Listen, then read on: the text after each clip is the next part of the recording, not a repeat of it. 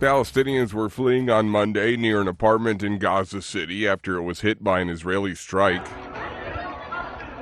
Fire was seen billowing inside the apartment as men tried to put it off and attempted to rescue casualties.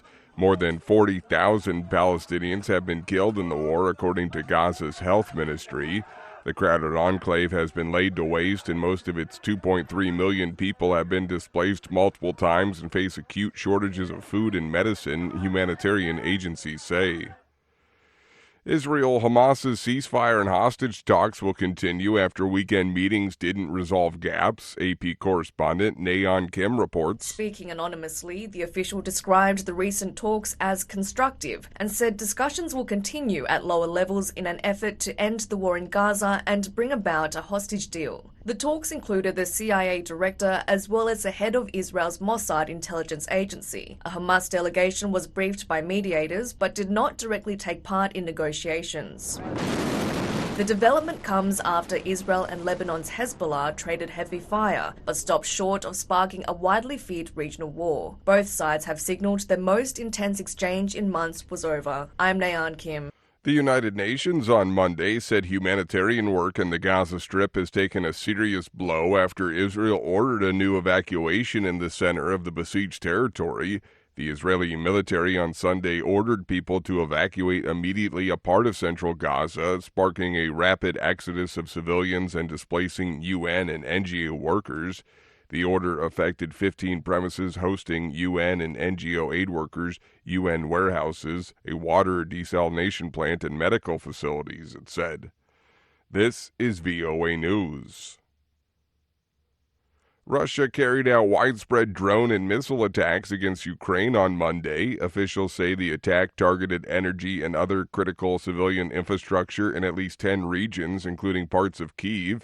VOA's Flashpoint on Monday got an on-the-ground update from Anna Chernikova. The attack was happening in waves, so there were a couple of waves, and attack was across the country, not only Kyiv and Kyiv region, but Kyiv and Kyiv region especially, and there are reports of damages, and there are reports of especially damages of the energy infrastructure, which was the main target across the country. And in Kyiv particularly, the attack was targeting Kyiv hydroelectric power plant and Kyiv dam. There is confirmation of damage of the plant, but there is no damage of the dam.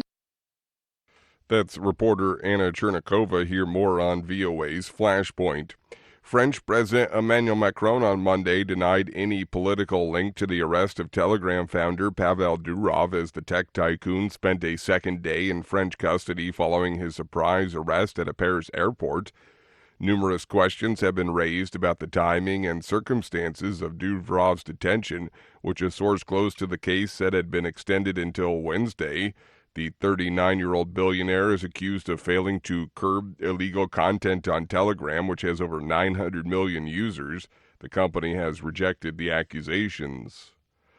U.S. Special Counsel Jack Smith is urging a federal appeals panel to revive ex-President Donald Trump's classified documents case. AP correspondent Sagar Magani reports. A Trump-appointed judge threw out the case last month, saying Smith's appointment as special counsel was unconstitutional. Smith's team has now asked an appeals court to revive the case, arguing the decision to dismiss it was at odds with long-standing appointments practices in the Justice Department and elsewhere. But even if the court overturns the dismissal, there is no chance of a trial before November's election, and if Trump wins, he could appoint an attorney general who dismissed the case. Sagar Magani, Washington. Donald Trump on Monday tied Vice President Kamala Harris to the chaotic U.S. withdrawal from Afghanistan as he paid tribute to 13 troops killed in a suicide attack on the third anniversary of their deaths.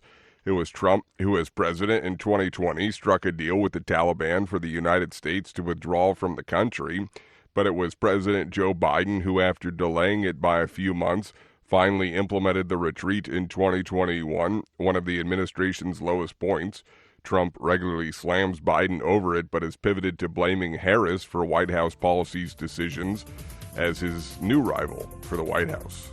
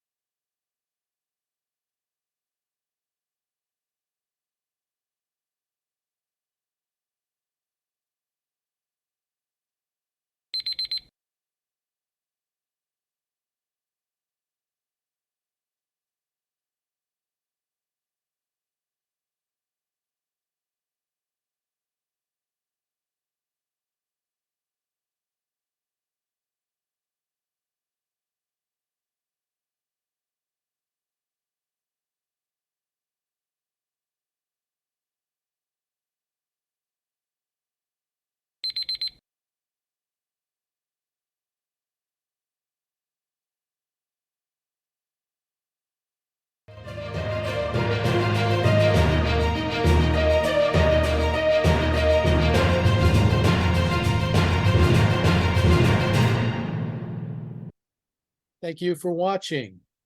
Can you do me a favor? Please leave a comment in the comment section below. That would really help. Thank you, and see you again soon.